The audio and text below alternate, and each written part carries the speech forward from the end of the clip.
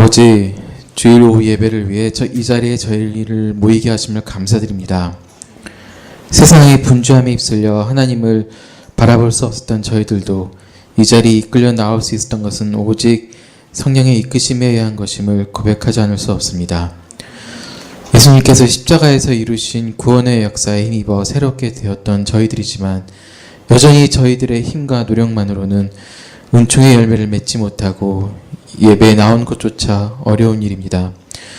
죄의 종이었던 저희를 자녀 삼아 주시고 이 예배에 나오게 하신 것도 하나님이시니 이제 저희 심령을 준비시켜 주시고 말씀의 씨앗이 마음밭에 잘 뿌리내려 열매를 맺을 수 있도록 준비시켜 주시옵소서.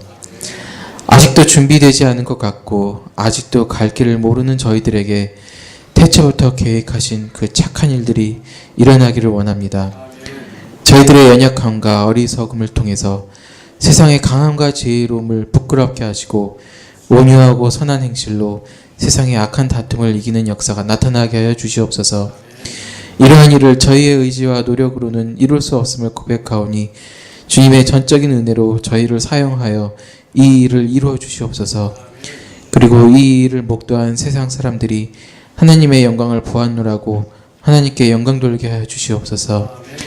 진흙에 불과한 저희가 쓰임받을 만한 그릇이 되도록 옹기장이신 주님께서 저희를 빚어주시고 연단시켜 주시옵소서.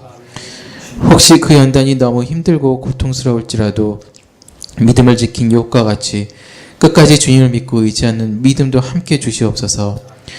저희가 이제 구원을 얻기 위하여 믿음으로 말미암아 하나님의 능력으로 보호하심을 입었으니 이제 여러 가지 시험으로 잠깐 근심하기도 하지만 오히려 크게 기뻐하리라는 말씀대로 금보다 더 귀한 이 믿음의 시련으로 인해 예수님의 앞에 서는 그날 잘하였다고 칭찬받게 하여 주시옵소서. 현재 저희에게는 아무런 능력도 없고 영혼의 구원을 받았다고 증거할 만한 능력과 권세도 없으나 하나님을 사랑하고 기뻐합니다. 보이지 않으시는 하나님을 사랑하는 이 놀라운 기적이 저희 안에 있으니 저에게 주어진 연단은 믿음의 연단이요 주님의 계획 안에 있음을 상기하기에 충분합니다. 혹시 그런 고백이 아직 어렵다고 하더라도 결국에는 주님의 계획하신 때에 이 같은 은혜를 내려주시고 또한 오늘 말씀 전하시는 목사님께도 함께하여 주시고 예배에 참여한 모든 성도님들께도 함께하셔서 이 세상에서의 새로운 한 주가 승리하는 한 주가 되도록 이 시간 함께하여 주시옵소서. 이 모든 말씀 예수님의 이름으로 감사하며 기도드렸습니다. 아멘.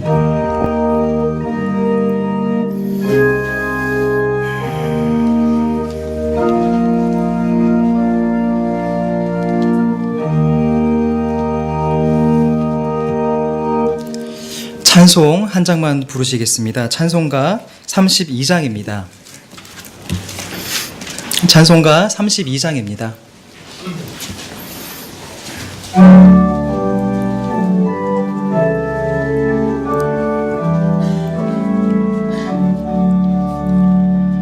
오 하나님 우리의 창조주시니 내 주님께 귀한 것 드립니다.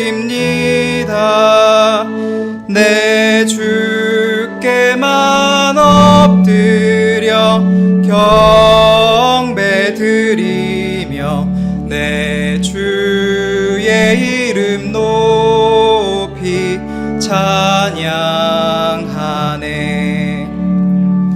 오 하나님 우리의 대주제시여 큰 풍랑일 때도 도우셨네.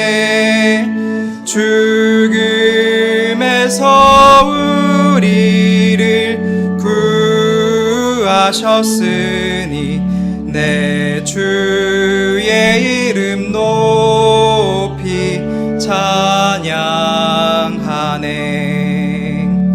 주 하나님 이름을 함께 높이며 대주제께 영광 영광을 돌리오리. 그 능력이 우리를 지켜주시니 주 하나님을 높이 찬양하네.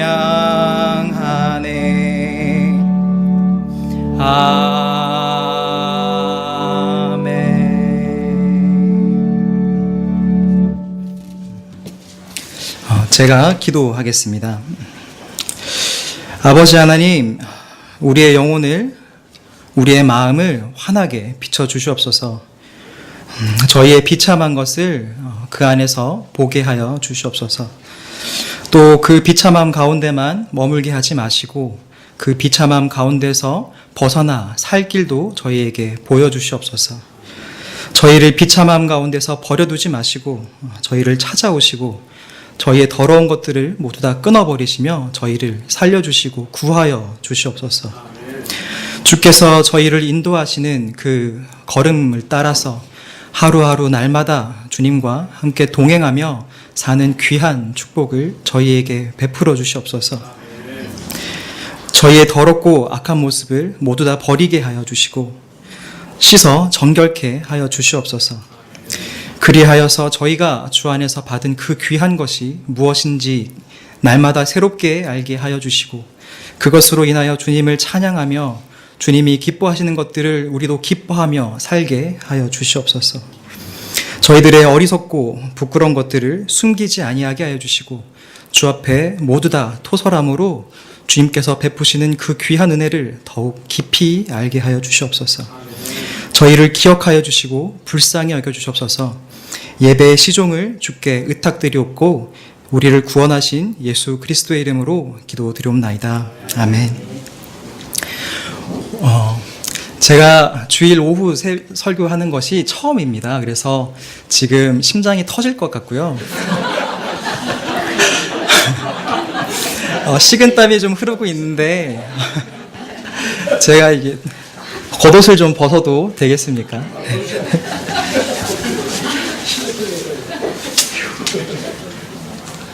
감사합니다.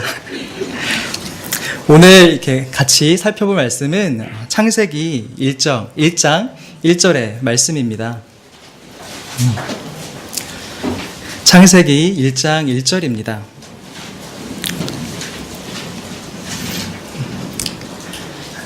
다 찾으셨으면 같이 말씀을 읽어보도록 하겠습니다. 태초에 하나님이 천지를 창조하시니라. 아멘. 벌써 이제 6월이 된 것 같습니다. 6월이 벌써 중반이 지나졌죠. 오늘이 17일이니까 한 해가, 올해가 벌써 절반 이상 지난 것입니다. 연초에 혹시 성도님들 어떤 계획이나 다짐을 하신 게 있으십니까? 저는 올해 초에 2가지 결심을 하였습니다. 첫 번째는 얼마 전에 이루었고요. 그리고 원래 이제 첫 번째로 이룬 결혼은 2번째 순위였습니다. 제 1순위가 뭐였냐면 올해 이제 휴학을 하게 되면서 성경 말씀을 조금 더 깊이 읽어보고 싶다. 예전에 하나님을 그렇게 뜨겁게 사랑하고 소망하였던 것처럼 말씀 속에 다시 한번 푹 빠지고 싶다. 이렇게 소망이 있었습니다. 그래서 1월 1일 날 집에 가서 이제 말씀을 읽기 시작했는데요. 누구나 다 그렇듯이 얼마 지나지 않아서 다 읽지 못했어요. 그리고 이제 연애하느라 또 이제 데이트하느라 시간을 뺏기기도 해서 창세기도 다 못 읽은 것 같습니다. 이제 결혼을 했으니까 남은 기간 동안 성경을 좀 읽어야 되겠다 이렇게 생각이 돼요. 그런데 이런 경험은 저만 그런 건 아닌 것 같습니다. 저희 아이들도 애들아 혹시 창세기 1장 1절이 무슨 말씀인지 아니 하면 애들이 피식 웃어요. 전도사님 제가 그것도 모를까 봐요. 창세기 1장 1절 하나님이 태초에 천지를 창조하시니라. 이 말씀을 저희 중고등부 아이들은 다 알더라고요. 유치부 아이들도 물어보면 유치부 아이들도 거의 대부분이 아는 것 같아요. 그리고 이제 어느 정도 신앙이 좀 잘한 친구들은 앞에 부분을 저처럼 이렇게 조금씩 읽어 나가죠. 그렇게 성경을 조금씩 읽어 나가다가, 저도 그랬거든요. 조금씩 읽어 나가다가 창세기는 신비하고 재미있어서 읽고, 출애굽기 정도 되면은 이제 SF 영화 같잖아요. 하늘에서 뭐가 내리기도 하고 기적이 일어나기도 하고 하니까 재미있어서 또 읽고, 그러다가 레위기쯤 되면은 다들 아시는 눈빛인 것 같아요. 레위기쯤 되면 힘들어지죠. 그래서 포기하기도 하고 다른 성경으로 넘어가기도 합니다. 그래서 우리들이 성경을 읽을 때 창세기, 출애굽기는 익히 잘 알고 있고, 혹 교회 다니지 않는 분들도 창세기 1장 1절의 말씀은 잘 아는 것처럼 느껴집니다. 그래서 하나님을 믿지 않는 분들에게 하나님이 천지를 창조하셨습니다, 이 말씀을 드리면 다들 피식 웃거나 혹은 그렇군요 라고 넘어가기도 하죠. 이 말씀을 알고 있는 것이에요. 그러나 저희들이 잘 알고 있는 듯한 이 창세기의 말씀이 어느 순간 제가 읽다 보니까 그렇게 쉽지 않은 말씀이더라고요. 오늘 읽은 본문 창세기 1장 1절의 말씀만 봐도 태초에 라고 말하며 성경이 시작하고 있습니다. 곰곰이 생각해보면 그 의미가 무엇인지 너무나 모호한 것 같아요. 태초라는 시간, 사람이 있기 전에 사람이 관찰할 수 없었고 그 시간을 본 적이 없고 경험해 본 적이 없기 때문에 태초라는 시간이 나오면 막연하게 느껴지고 어렵게 느껴지고 혹은 나와는 상관이 없는 것 같이 동떨어지게 느끼는 것이 사실인 것 같습니다. 첫 단어부터 이렇게 어려우니까 저희들이 이 문장, 태초에 하나님이 천지를 창조하시니라 라는 이 말씀을 이해하기가 사실은 그렇게 쉽지 않습니다. 그러나 그럼에도 불구하고 우리 하나님께서는 하나님을 우리에게 알려주실 때 성경 말씀을 기록하시며 태초에 하나님이 천지를 창조하시니라 이 말씀으로 하나님을 우리에게 알려주고 계십니다. 그 의미와 그 뜻이 무엇인지 오늘 한번 생각해보고 은혜를 나누고자 합니다. 창세기 1장 1절이 이렇게 우리에게 어려운 이유는 우리의 시선을 1년 전 혹은 2년 전으로 돌리는 것이 아니기 때문입니다. 혹시 어제 저녁 먹은 반찬이 무엇인지 기억나시는 분 계시나요? 기억이 나시는 분도 계시고 안 나시는 분도 계실 것 같은데요. 일주일 전에 그러면 무엇을 드셨는지 기억하시나요? 저는 사실 어제 점심에 무엇을 먹었는지도 기억이 잘 나지 않습니다. 그렇게 1년 하루 전이 아니고 1년 전 혹은 10년 전 어떤 일이 있었는지 우리가 생각해 보면 그렇게 쉽지 않게 기억할 수 없는 것을 우리가 발견하곤 합니다. 그런데 100년 전, 1000년 전도 아니고 시간이 있기 그 이전의 일을 말하고 있는 것입니다. 그래서 우리가 창세기 1장 1절의 말씀은 이해하기가 더욱 어려운 것입니다. 경험하고 관찰한 사람이 없고 우리가 인지한 적이 없기 때문에 우리는 그 말씀 앞에서 겸허하게 숙이고 하나님 이 말씀을 저에게 깨닫게 하여 주시옵소서라고 마음을 먹게 되고 그 하나님 앞에서 고개 숙이며 무릎 꿇고 빌 뿐인 것입니다. 이런 우리들의 무지와 한계에도 불구하고 하나님께서는 우리에게 말씀하십니다. 태초에 하나님이 천지를 창조하셨다 이렇게 말씀하고 계신 것입니다. 그리고 이 말씀을 읽는 모든 사람들에게 하나님께서는 믿음을 요구하십니다. 이 말씀을 처음 들었을 때 우리가 받을 때에 혹은 어떤 사람들은 이렇게 말합니다. 하나님께서 천지를 창조하셨다고? 아닌데. 또 어떤 사람들은 맞아 하나님께서 천지를 창조하셨지 하고 넘어가게 되는 것입니다. 어떤 사람들은 믿음으로 이 말씀을 받아들이기도 하고 어떤 사람들은 믿음이 없어서 이 말씀을 거부하는 것입니다. 사실은 이 말씀 한 구절만 거부하는 것이 아니라 이 말씀이 기록된 성경 전체를 거부하는 것이죠. 그래서 우리의 신앙의 선배들은 이 말씀을 읽고 묵상하고 가르치면서 이렇게 고백하였습니다. 전능하사 천지를 창조하신 하나님을 내가 믿사옵고. 우리가 예배 시작 전에 예배 시작을 하며 고백하고 있는 사도신경 첫 문장이죠. 우리는 이렇게 우리의 신앙을 고백하고 있습니다. 그리고 이게 우리의 믿음의 고백인 것입니다. 우리 하나님께서는 어떤 분이십니까? 하나님께서는 하늘과 땅에 있는 모든 것을 창조하신 분이십니다. 무에서 유를 만드신 것입니다. 아무것도 없는 가운데 무엇을 만들 능력이 있으신 것이죠. 사람들은 무언가 기존의 재료가 있어야지만 무엇을 만들 수 있습니다. 절대로 아무것도 없는 무에서 무엇을 만들 수가 없는 것이죠. 제가 신혼여행을 조금 길게 다녀왔습니다. 교회에서 허락을 해주셔서 방콕에 다녀왔는데요. 첫날은 너무나 맛있게 음식을 먹었어요. 근데 한 일주일쯤 현지 음식을 먹다 보니까 집에서 먹는 김치찌개가 너무나 생각이 나더라고요. 그래서 돌아가면 반드시 김치찌개를 맛있게 끓여 먹자 저희 아내와 약속을 하고 돌아왔습니다. 돌아온 첫날 냉장고를 열어서 우리 김치찌개 해 먹자라고 하고 김치를 꺼내려고 하는데 김치가 상한 거예요. 김치에 곰팡이가 피는 줄 전 그때 알았습니다. 김치에 곰팡이가 피더라고요. 그래서 맛있게 먹고 싶어하는 그 마음을 억누르고 우리 김치찌개 오늘 못 먹는구나 하고 다른 걸 먹었던 것 같아요. 사람은 김치가 없으면 김치찌개를 끓여 먹을 수 없는 존재입니다. 그러나 우리 하나님은 그렇지 않으시죠. 하나님께서는 아무것도 없는 가운데 천지 만물을 말씀으로 지으신 것입니다. 끊임없이 새로운 생명력을 뿜어내는 이 자연은 어떻습니까? 자연의 순환도 무언가 있기 때문에 다시 일어나는 것입니다.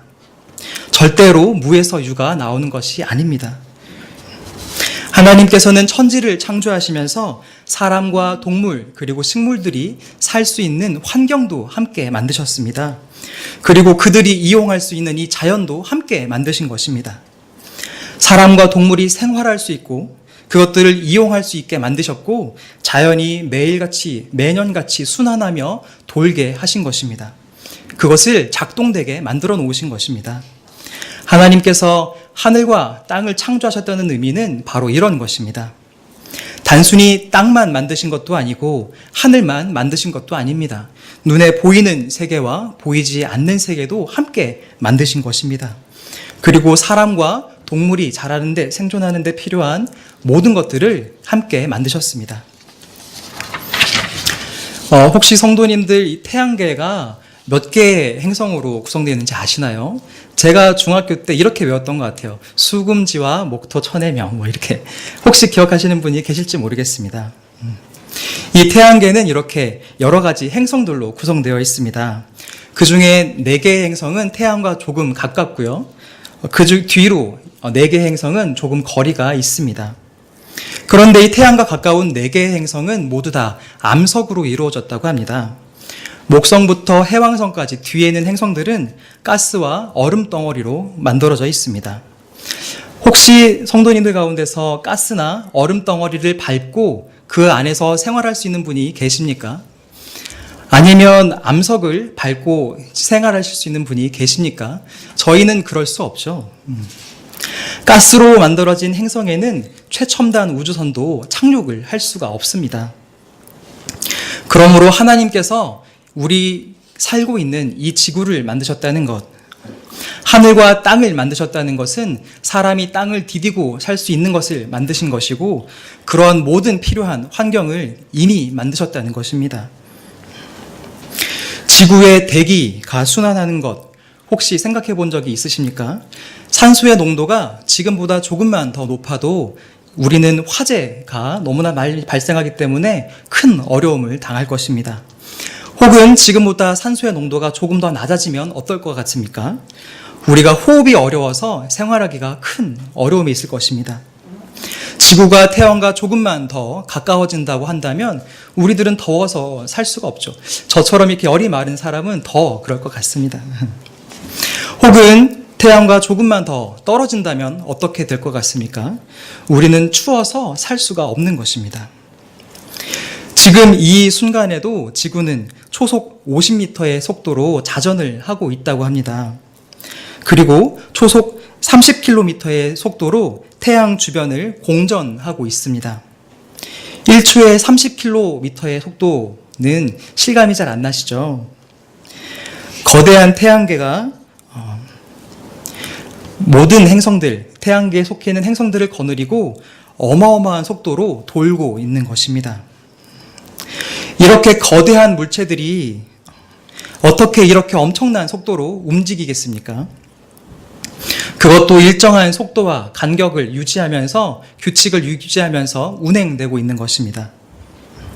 지구가 너무 빨리 자전하여서 하루가 24시간이 안 된 적이 없습니다.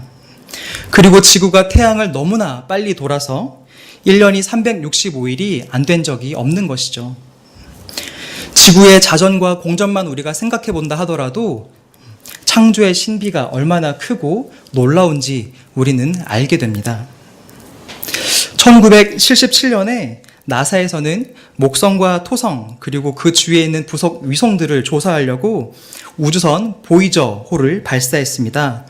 보이저호는 지구를 기준으로 초속 17km의 속도로 우주를 쉬지 않고 날아가고 있습니다. 초속 17km의 속도이면 음속, 소리가 여러분에게 전달되는, 제가 말하고 있는 소리가 전달되는 이 속도보다 50배 정도 빠른 속도입니다. 그리고 총알의 속도보다 17배 정도 빠른 속도라고 합니다. 보이저호는 약 400km 정도 떨어진 서울과 부산을 1분도 안 되는 50초에 왕복을 할 수 있습니다. 그러니 얼마나 빠른 속도입니까? 그렇게 빠른 속도로 날아가면서 휴게소도 한 번 들리지 않고 36년을 날았습니다. 그래서 2013년에 겨우 이 태양계를 벗어날 수 있었습니다. 그때 혹시 뉴스를 기억하시는 분들도 계실지 모르겠습니다. 이 보이저호와 나사 항공기지와 연락이 될지 안 될지 과학자들이 고민하였습니다. 그리고 드디어 보이저호가 이 태양계를 벗어날 때 인류는 환호하였습니다. 항성강 공간의 문을 인류가 두드린 것이기 때문이죠. 보이저호의 경우만 생각해 보더라도 우리는 이 태양계가 얼마나 크고 위대한지, 거대한지 알 수 있게 됩니다. 그런데 우리 하나님께서는 이 우주를 한치의 오차도 없이 운행하고 계십니다. 하나님께서 6일 동안 말씀으로 천지를 창조하신 이후에 지으신 그 모든 것을 보시고 심히 좋았다, 이렇게 말씀하셨습니다. 완전하고 완벽하신 하나님께서 보시기에 심히 좋았다 하시니 창조된 그 우주와 세상이 얼마나 완벽하고 아름답게 창조된 것입니까? 그래서 지구는 창조된 이후에 일정한 속도로 꾸준히 지금까지 자전과 공전을 하고 있는 것입니다. 그 넓은 우주의 별들조차 질서에 맞게 아직까지 움직이고 있는 것입니다. 다 같이 말씀을 한번 찾아보면 좋겠습니다.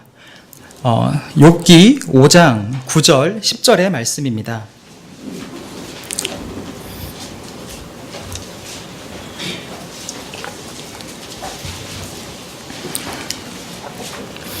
욥기 5장 9절과 10절 말씀입니다.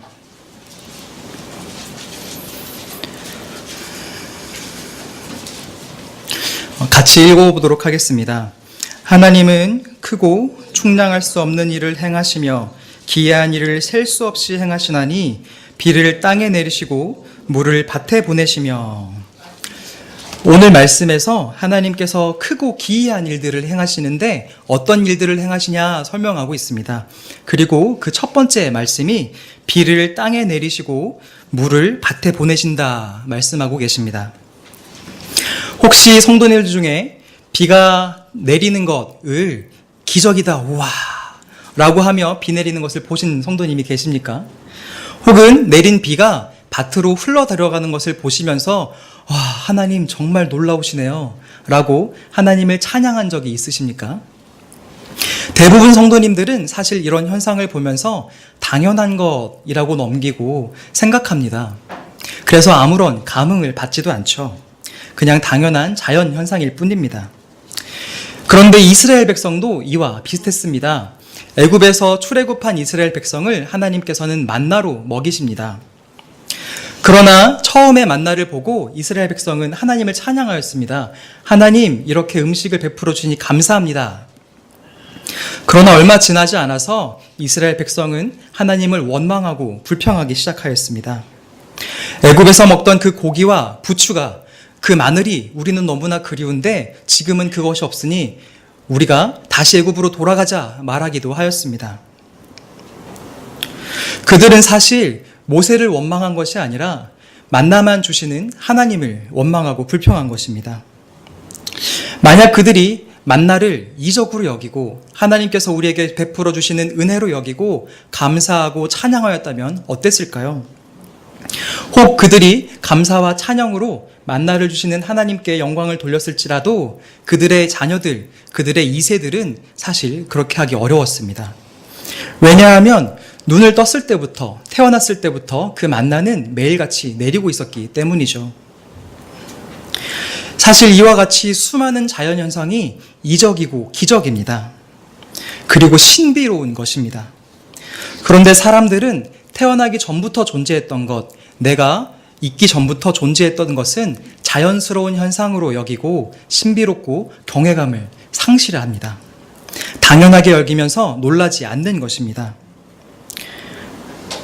우리는 자연이 절대로 자연이라는 것을 그렇게 생각하면 안 됩니다. 자연은 스스로 움직이는 것이 아닌 것입니다. 스스로 작동하는 것이 아닙니다. 하나님의 능력으로 그 영원하신 능력과 신성으로 존재하게 된 것이고 지금도 그렇게 작동되고 있는 것입니다. 우리는 이 사실을 기억해야만 합니다.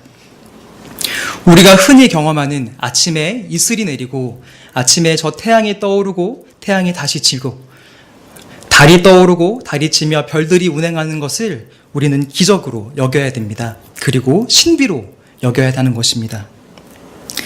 민수기 11장 9절을 한번 같이 찾아보겠습니다. 민수기 11장 9절입니다.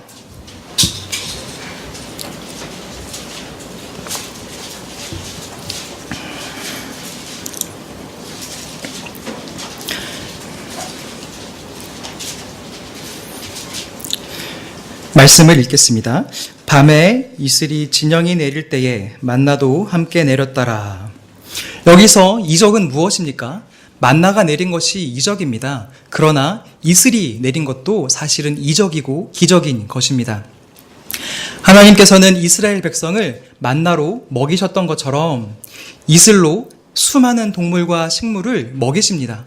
그것은 지금도 끊이지 않고 계속하고 계시는 이적인 것입니다. 하나님께서는 얼마나 많은 동물과 식물을 이 이슬로 먹이시는지 모릅니다. 욥기에 기록된 말씀처럼 물이 밭으로 흘러 식물이 자라게 하는 것, 이것이 바로 기적인 것입니다.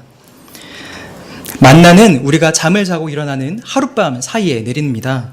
그러나 밭의 작물은 4개월, 5개월이 지나야 자라는 것입니다. 밭의 작물은 농부가 씨를 뿌리고 물을 주어야만 자랍니다. 그러나 이 농부의 일은, 농부의 수고는 농사에 있어서 아주 작은 역할만 차지하는 것입니다.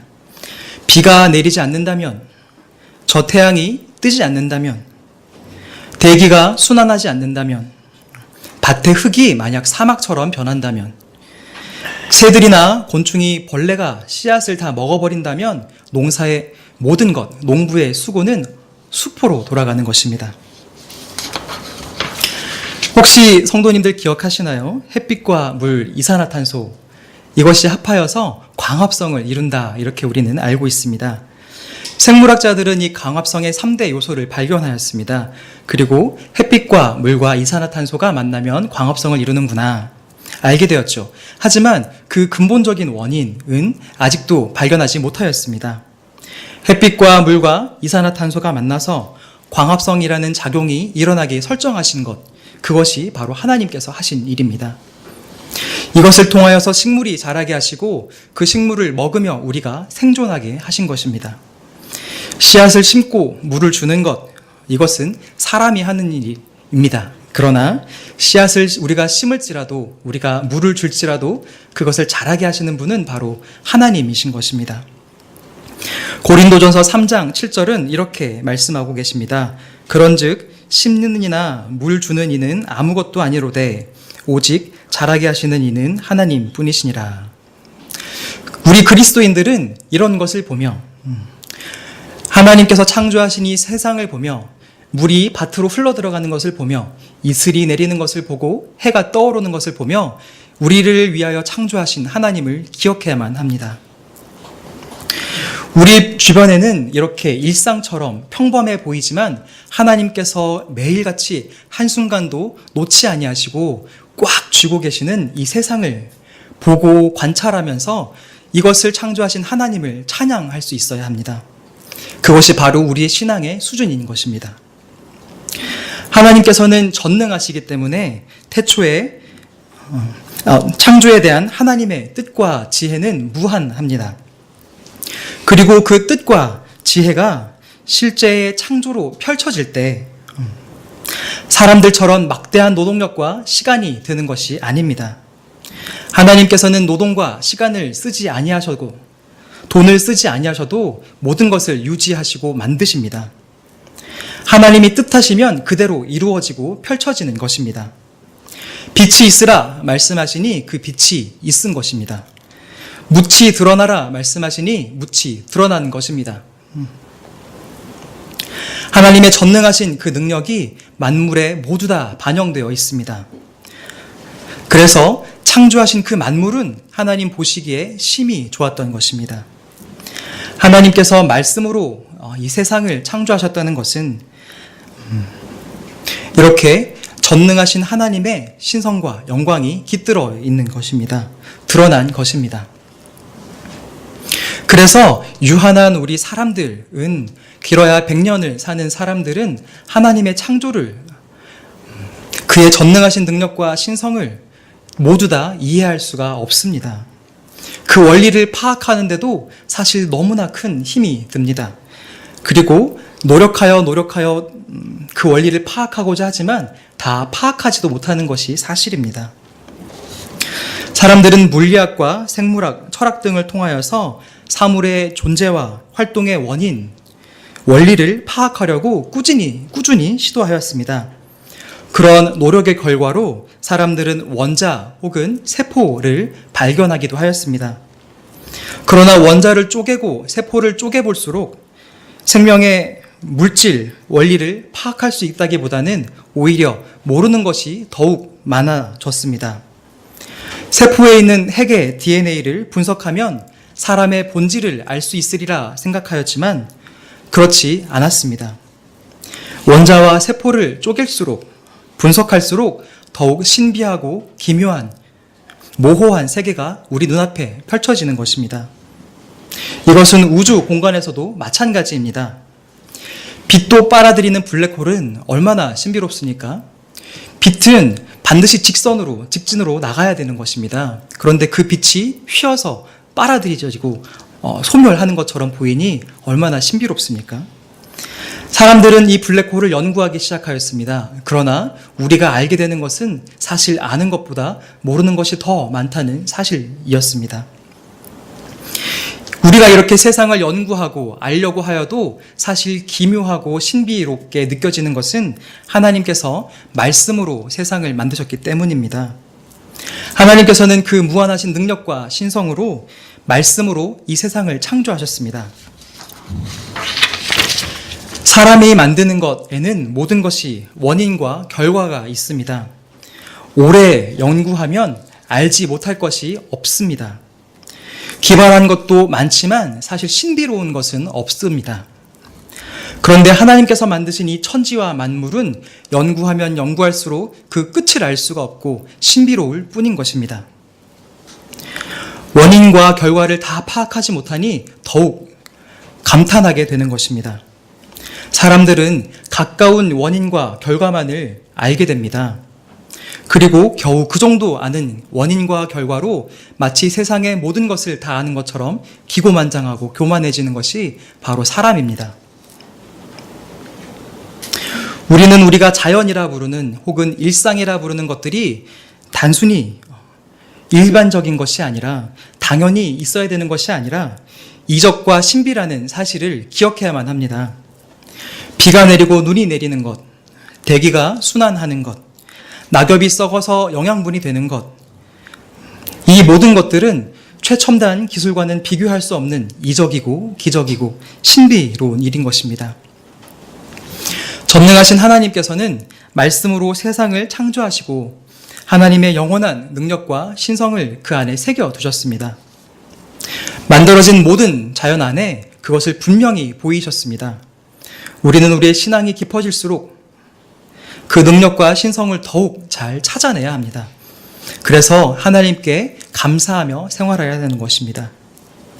이렇게 창조자이신 하나님과 피조물인 우리 사이에는 극복할 수 없는 거리가 있습니다. 그 간극이 있습니다. 우리는 어리석어서 하나님께서 믿음을 통해서 우리에게 알려주지 아니하시면 깨달을 수 없습니다. 믿음을 통해서 우리에게 계시해 주셔야지만 우리는 비로소 진리를 아는 존재인 것입니다. 천지 만물의 존재 목적이 바로 이 하나님의 영광에 있습니다. 하나님께서는 거룩하신 자신을 근거로 하여서 하나님의 영광을 밝히 드러내시려고 이 세상을 창조하셨습니다.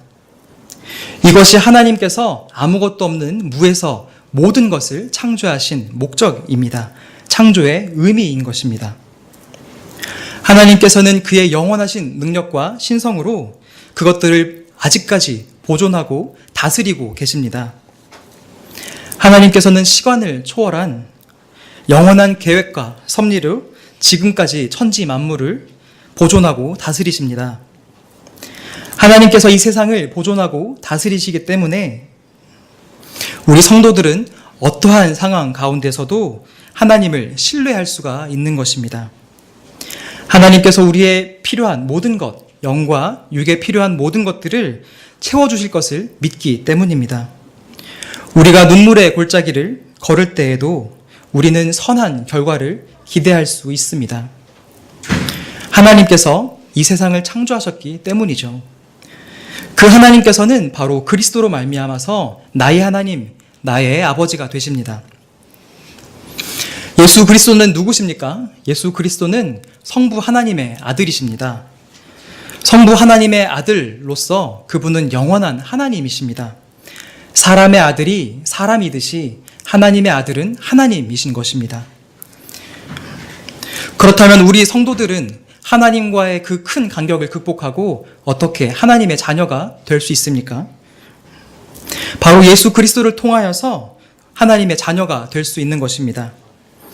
하나님이신 예수님께서 사람이 되시고 우리의 죄를 짊어지시고 고난받으시고 죽으셨기 때문에 그리고 부활하셨기 때문에 우리는 하나님의 자녀가 될 수 있는 것입니다. 우리는 그리스도로 말미암아서 이 하나님의 자녀로 입양되었습니다.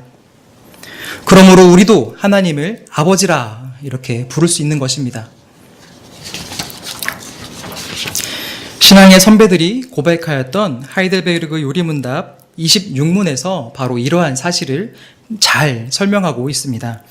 제가 26문을 읽어드리겠습니다. 26문, 전능하사 천지를 만드신 하나님 아버지를 내가 믿사오며 라고 말할 때 당신은 무엇을 믿습니까? 거기에 대한 대답입니다.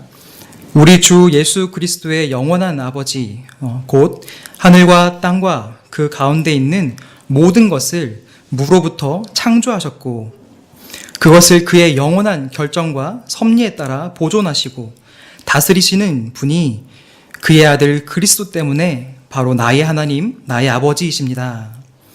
내가 그를 신뢰하는 바 그가 몸과 영혼의 모든 필요를 공급하시고 그래서 이 비참한 세상에서 내게 보내시는 모든 악한 것들도 내게 선으로 바꾼다는 것을 의심하지 않습니다. 그는 전능하신 하나님으로서 그렇게 하실 수 있으시고 신실하신 아버지로서 그렇게 하시길 원하십니다. 성도님들 혹시 어떤 어려움을 겪고 계십니까? 저는 얼마 전까지 잠을 잘 자지 못했습니다. 그래서 권사님들께서 여러 이렇게 위로해 주시기도 하고 제가 밥을 타고 있으면 반찬을 좀 더 주시기도 하고 하면서 전도사님 힘내세요. 이렇게 말씀해 주셨어요. 왜냐하면 이제 나이가 좀 드신 권사님들이나 어르신들은 밤에 잠을 잘 못 주무시더라고요. 밤에 잠을 잘 자지 못하니까 제게 또 어떤 게 찾아왔냐면 우울증이 찾아왔습니다. 혼자 가만히 이렇게 벤치에 앉아 있는데 눈물이 계속 나는 거예요.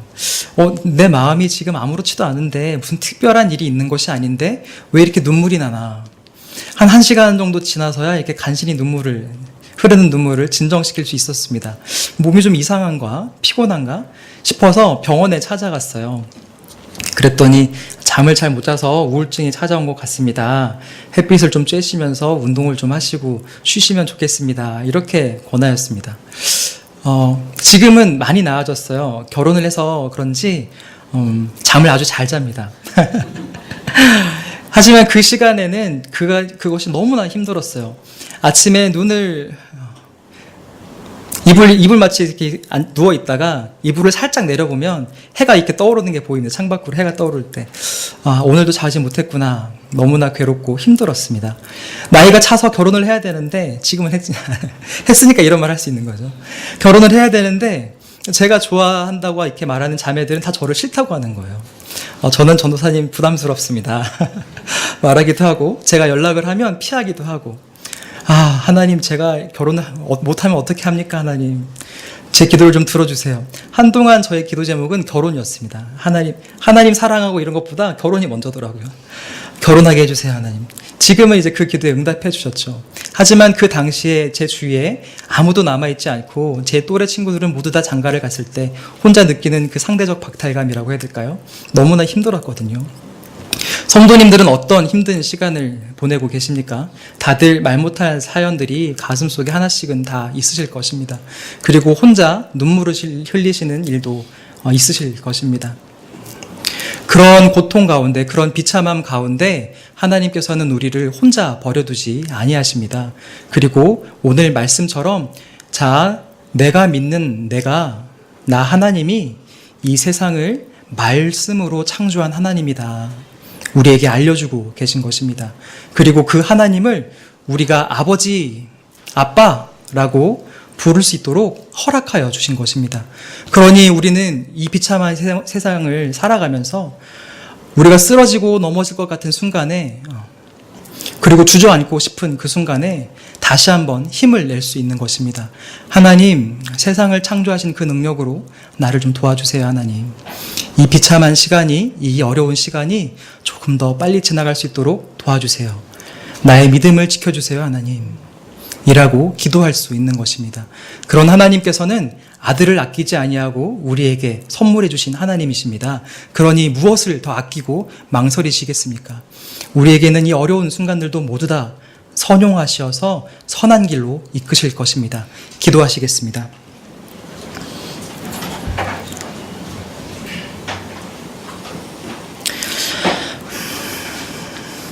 아버지 하나님, 참으로 감사드립니다.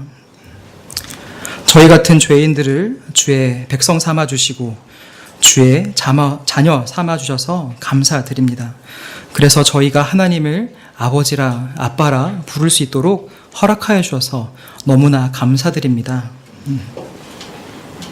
창조주 하나님께서 나의 하나님, 나의 아버지가 되시니 이 비참한 세상에서, 이 환난 가운데서 우리에게 살 소망이 되고 우리가 큰 어려움을 당할 때에도 우리에게 위로가 되어주시니 감사드립니다. 하나님, 그러나 저희가 연약하여서 주님의 말씀을 듣고 말씀대로 살기가 어찌나 어려운지요. 주님, 저희를 도와주시고 저희와 함께하여 주시옵소서. 저희를 모른다 말씀하지 마시고 저희를 품에 안아주시고 저희를 위로하여 주시옵소서.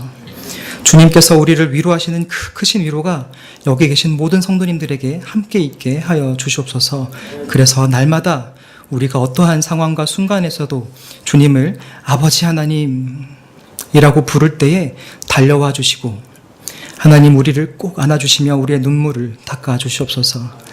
감사드립니다. 우리를 죄악에서 구원하여 주시고 우리를 인도하여 주시며 영원히 함께해 주시는 우리 주 예수 그리스도의 이름으로 기도드리옵나이다. 찬송가 21장 함께 부르시겠습니다.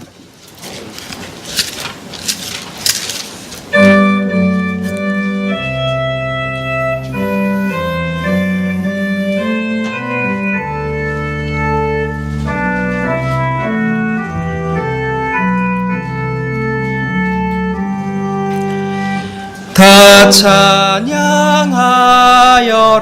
전능왕 창조의 주께 내오나 주 찬양 평강과 구원의 주 성도들아 주 앞에 이제 나와 즐겁게 찬양하여라.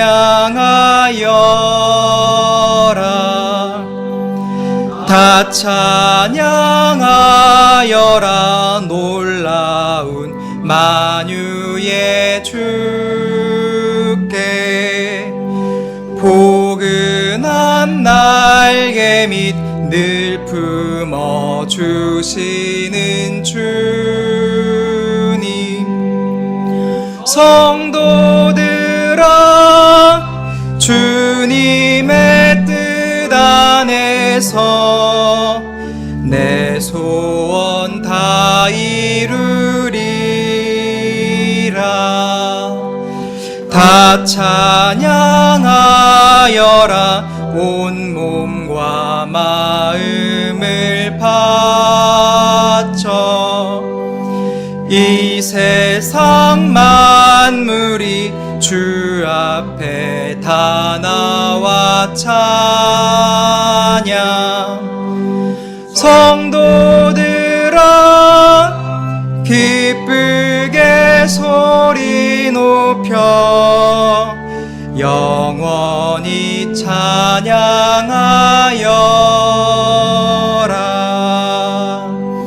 아멘. 주기도문으로 예배를 마치겠습니다. 하늘에 계신 우리 아버지여, 이름이 거룩히 여김을 받으시오며 나라의 임하옵시며 뜻이 하늘에서 이룬 것 같이 땅에서도 이루어지이다. 오늘날 우리에게 일용할 양식을 주옵시고 우리가 우리에게 죄 지은 자를 사하여 준 것 같이 우리 죄를 사하여 주옵시고 우리를 시험에 들게 하지 마옵시고 다만 악에서 구하옵소서.